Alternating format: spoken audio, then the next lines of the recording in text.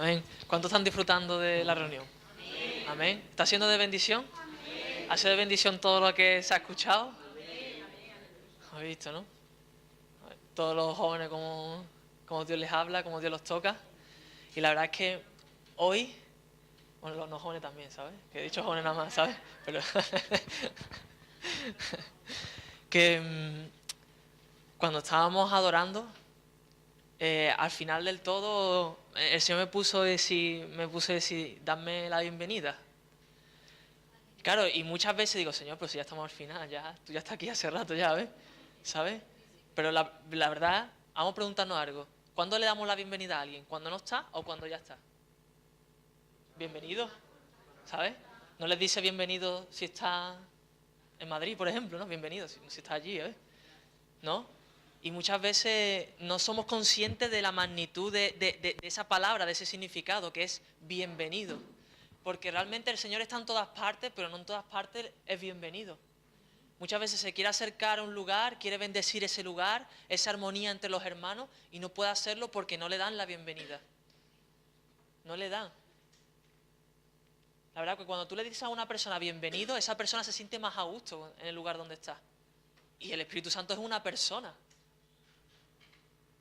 Como persona que es, Él desea que le digamos bienvenido, Espíritu Santo. Bienvenido a este lugar. Y la verdad que yo estaba quebrantado cuando estábamos cantando esa canción de bienvenido. Estaba quebrantado. Digo, Señor, no sé ni por qué estoy llorando, pero lo estoy haciendo. ¿Sabes? Pero así me decís, bienvenido, Espíritu Santo. Bienvenido a este lugar. Amén.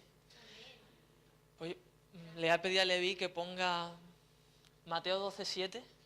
¿Está ahí puesto ya preparado? Mateo 12:7. Sí, está el que le sigue justo. ¿Qué dice ahí? Y si supieseis qué significa, está hablando Jesús, ¿vale? Y si supieseis qué significa misericordia quiero y no sacrificio, no condenaríais a los inocentes. A mí cuando yo leo este versículo digo, Señor. Sí. Yo cuando veo este versículo digo, Señor, ¿por qué dices aquí misericordia quiero y no sacrificio? Y después Pablo está diciendo que nos entreguemos en sacrificio vivo. ¿Eh? ¿Por qué? Porque aquí dice misericordia quiero y no sacrificio. Y Pablo dice, entregar vuestros cuerpos en sacrificio vivo, santo, agradable a Dios, que es vuestro culto racional. Es más, Jesús también dice, si alguno quiere ser mi discípulo, que tome su cruz y me siga. Y la cruz es símbolo de sacrificio. Entonces, ¿por qué Jesús dice misericordia quiero y no sacrificio? ¿Por qué? ¿Por qué dice Jesús misericordia quiere y no sacrificio? Este versículo, estas palabras, antes de Jesús los dijo un profeta, el profeta Oseas. Jesús toma estas palabras del profeta Oseas. Pero siempre, siempre, siempre para poder entender el versículo en el que estamos hablando tenemos que mirar el contexto en el que Jesús está diciendo estas palabras. ¿Por qué Jesús en este momento dice que no quiere sacrificio, pero en otro momento dice que sí quiere sacrificio? ¿Por qué? ¿Saben en qué momento Jesús está hablando de estas palabras? Los fariseos encontraron a Jesús y sus discípulos cogiendo espigas en el día de reposo para comer. El contexto de estas palabras Jesús las dice en un día de reposo. ¿Qué está pasando aquí? Que Jesús dice, en el día de reposo yo no quiero sacrificio. En el día de reposo yo no quiero sacrificio. Y a Jesús, acordarse que a Jesús lo tachaban de alguien que rompía la ley del día de reposo. ¿Qué haces sanando? ¿Qué haces cogiendo espigas? ¿Qué haces haciendo esto? ¿Qué haces haciendo lo otro? Se puede hacer cualquier otro día, pero ¿para qué lo haces hoy? Hoy no se puede, está prohibido. O sea, que aquel que por la apariencia externa parecía que estaba rompiendo la ley del día de reposo, la estaba realmente cumpliendo. Y los que por la apariencia parecía que lo estaban cumpliendo, la estaban incumpliendo. Porque no estaban teniendo misericordia, sino sacrificio. Y el día de reposo no es un día de sacrificio. El descanso de Dios no es un día de sacrificio. ¿Me entendéis lo que estoy diciendo? Ahora fijaos, ¿Jesús era misericordioso en el día de reposo? Es más, dice que en el día de reposo es cuando hacía los mayores milagros. Y esto me sorprende ¿por qué Jesús elige el día de reposo para hacer los mayores milagros? ¿Por qué? Porque era el día que no había que hacer sacrificio. Es decir, que la gracia del Señor, que es el favor inmerecido, es cuando yo recibo algo sin hacer nada a cambio, era más manifiesta en ese día porque era de descanso. ¿Se entiende? Y entonces, claro, ahí vemos la gracia y la misericordia de Dios sobre nuestras vidas. Saber que en ese día que nosotros no hacemos nada es cuando Él más hace por nosotros. Es cuando Él más hace por nosotros. Por eso, cuando nosotros estamos hablando de un día en concreto, aquí, en la Biblia habla de un día en concreto. Pero yo quiero enfocar esto al descanso y al reposo de Dios. Porque es lo que habla el autor de Hebreos cuando habla acerca del reposo. Dice que por causa de la desobediencia, por causa de la incredulidad, no entraron en el reposo de Dios. No entraron en el lugar de bendición de Dios.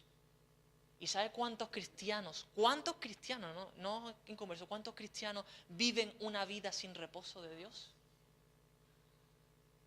Sin descanso, agobiados, amargados.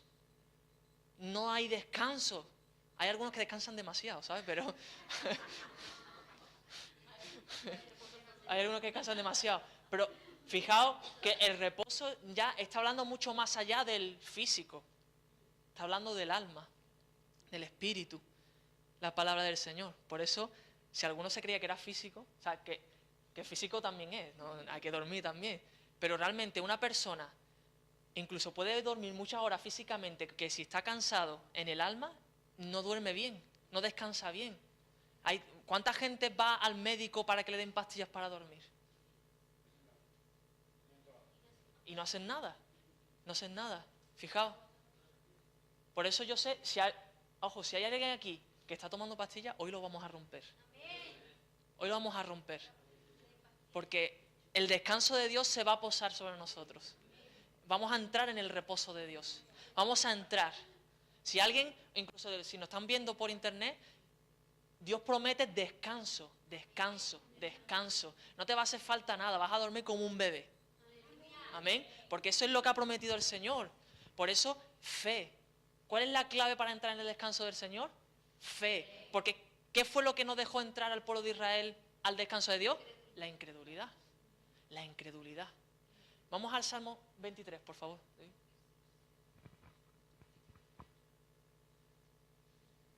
Salmo 23, versículo 1 y 2. Salmo conocidísimo, ¿vale?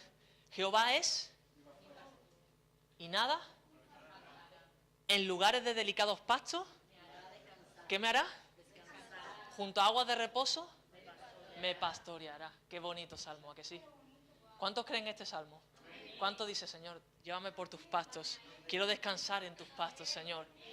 Pero, ¿cuál es la clave de todo aquí? ¿Cuál es la clave de disfrutar el versículo 2? Creer el versículo 1.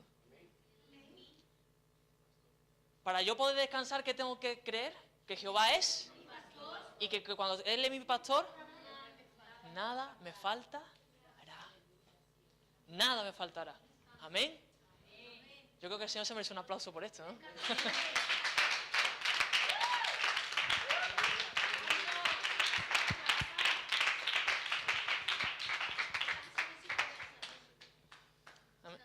Hay que descansar en su promesa, hay que descansar.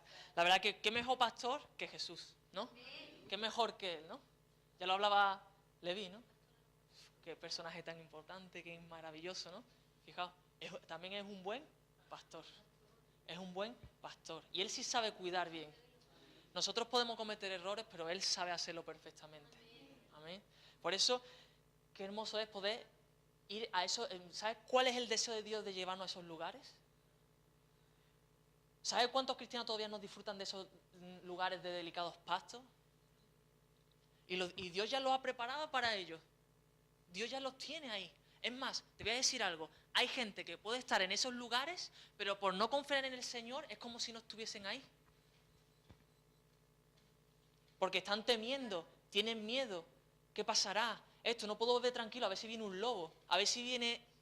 Y siempre tenemos el temor de que nos pase algo por no confiar en Jesús. Jesús tiene todo el control, todo el control. Amén. Y con Él estamos asegurados. Por eso, qué importante es que nosotros entremos en el descanso de Dios, en el reposo de Dios. Que podamos disfrutar de ese momento. Cuando uno descansa es cuando puede disfrutar. Cuando uno está agobiado con tantas cosas, trabajo, cualquier cosa que viene, que está a nuestro alrededor, que son cosas que debemos hacer. Pero también tenemos que aprender a descansar en Él.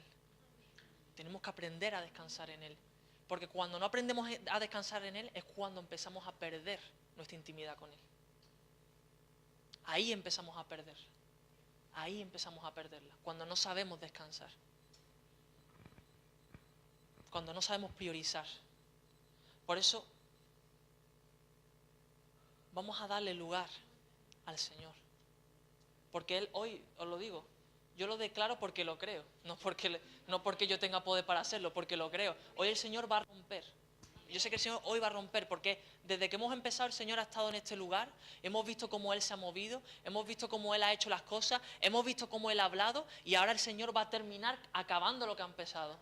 Y Él va a acabar rompiendo toda atadura, toda maldición generacional, cualquier cosa que nos impida poder estar confiados en Él. Todo eso, porque eso solamente son maldiciones por causa del pecado. Y Él murió por nuestros pecados, para hacernos libres de todo pecado. Libre. Por eso el Señor hoy nos va a meter. Hoy nos va a meter. ¿Sabe lo que significa que entremos al día de reposo? Significa que hemos obedecido al Señor. ¿Sabe lo que significa no entrar en el reposo? Que hemos desobedecido al Señor. Eso lo dice Hebreos capítulo 4. Por eso, quiero que pongas el texto, ese que pone ahí. Mira lo que esto lo encontré en un libro. Mira lo que dice, esto lo encontré en un libro. Dice, cuando crees en Dios, obedeces su palabra.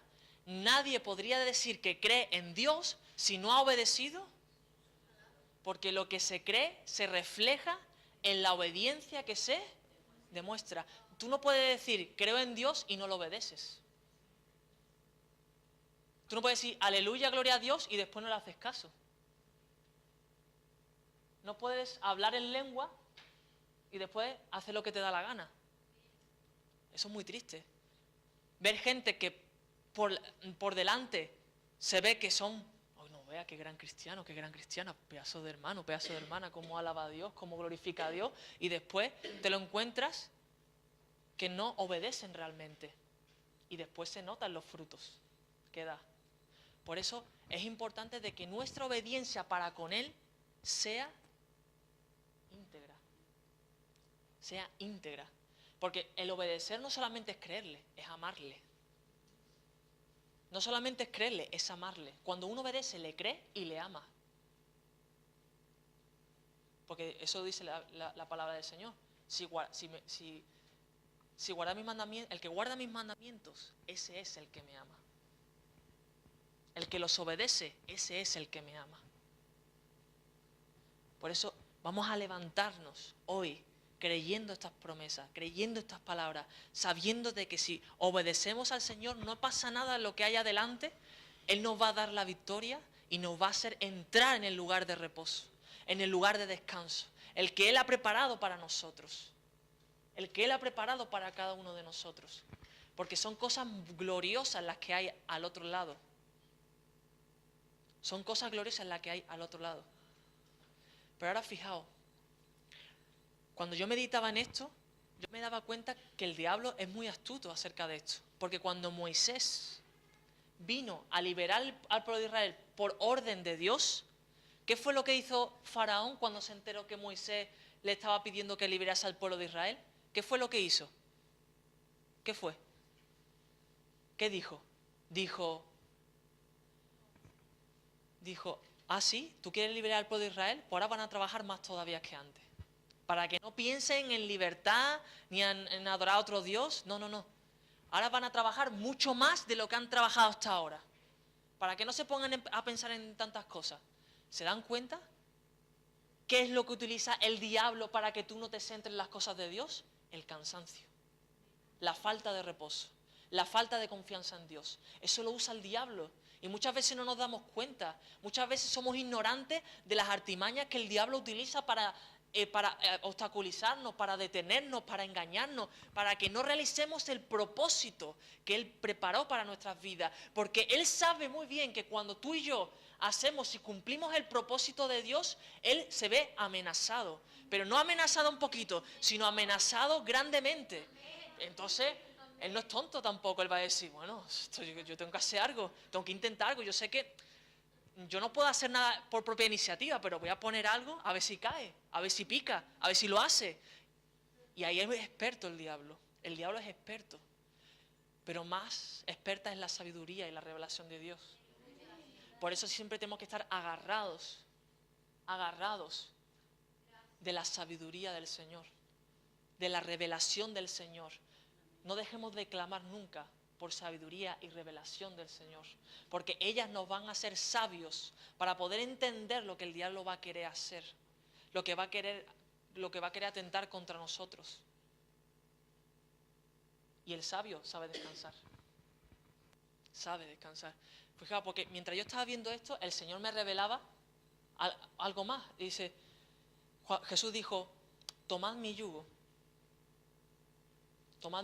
y aprended de mí, que soy manso y humilde de corazón, y hallaré descanso para vuestras almas. En otras palabras, Jesús dice, el que sabe ser manso y el que sabe ser humilde va a descansar. El que sea terco y orgulloso va a estar agotado. Va a estar agotado. Es lo que dijo Jesús. El que sea terco y orgulloso, sí, va a parecer que es el más no sé qué, pero ese no va a aguantar porque se agota. Somos seres limitados y nos agotamos. Por eso, el terco y el orgulloso se agota. Pero ¿sabes lo más sorprendente? Esteban dijo a los fariseos, vosotros duros de cerviz. ¿Qué son duros de cerviz? Alguien que es terco, cabezón, orgulloso, que aquí se hace lo que yo digo y nada más. ¿Pero qué dijo Esteban acerca de esas personas? ¿Qué hacían esas personas? Vosotros siempre resistís al Espíritu Santo. ¿Cómo no se va a cansar una persona que resiste al Espíritu Santo? ¿Cómo no se va a cansar? Está yendo fuerza contra... Está queriendo luchar contra Dios. Está resistiendo a Dios. Y crees que le vas a ganar encima, ¿sabes? Eso es lo más terco que pueda haber, ¿sabes? Sí. Se quema totalmente. Que más terco que eso no hay ya, ¿sabes? Luchar contra Dios y creer que le vas a ganar, ¿sabes? Por eso es de ser poco sabio. Por eso digo que la sabiduría y la revelación tienen que ser importantes en nuestras vidas. Tenemos que clamar por ella. Que el Señor nos desborde de sabiduría y revelación, dice la palabra, en el conocimiento de Él, dice. Y podamos entender que cuando somos más... Es que parece, claro, dice que si soy manso y humilde, me están controlando. Mira, que te controle Dios es lo mejor que te puede pasar. Que Él lleve tu vida, que Él marque tu vida, que marque tus pasos, que te guíe por el camino es lo mejor que nos puede pasar. Porque si Él hace eso es porque todavía cuenta contigo. Cuenta conmigo. Y yo digo, Señor, gracias por tal privilegio. Gracias porque no te has cansado conmigo. Gracias porque has sido paciente, Señor. Gracias porque aunque yo haya fracasado, tú has seguido ahí, Señor. Gracias, Padre. Gracias. Y la verdad que hay que estar agradecido por la gran paciencia que tiene Dios. Porque muchas veces queremos resistir. Y digo, ¿qué estás haciendo? ¿Qué haces? ¿Por qué haces eso? ¿Por qué sigues por ahí? ¿No te das cuenta que eso no trae nada bueno? Y como dice el refrán, el ser humano es el único animal que cae dos veces con la misma piedra, dice. Gracias a Dios que no somos animales, ¿sabes? Somos la corona de la creación, dice la Biblia. Así que somos de lo que tiene más valor, de todas las cosas que creó Dios, lo que tiene más valor. Y nos puso por encima de todas las cosas que Él creó. Y por causa del pecado lo perdimos, pero gracias a Jesús lo recuperamos. Claro, amén. Gloria a Dios, ¿no? Por eso, ¿eh? Yo creo que el Señor se merece que le demos...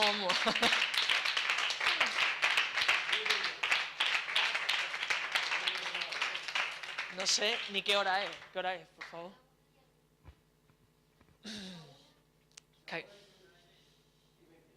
La 1:30, ¿no? Y hemos pensado puntuales, así que... que tampoco quiero alargarme mucho porque hemos hablado todos aquí, ¿no? Pero yo quiero que... ¿Se ha entendido lo que he estado diciendo? ¿Se ha entendido? Porque yo ahora, en verdad, prefiero orar por esto. Poder sellar esta palabra y que esto cambie, porque el Señor va a traer ese descanso, va a traer ese reposo. Solamente la clave está en confiar en Él, confiar en Él, confiar en Él. Por eso vamos a ponernos de pie ya, vamos a ponernos de pie, vamos a venir aquí delante.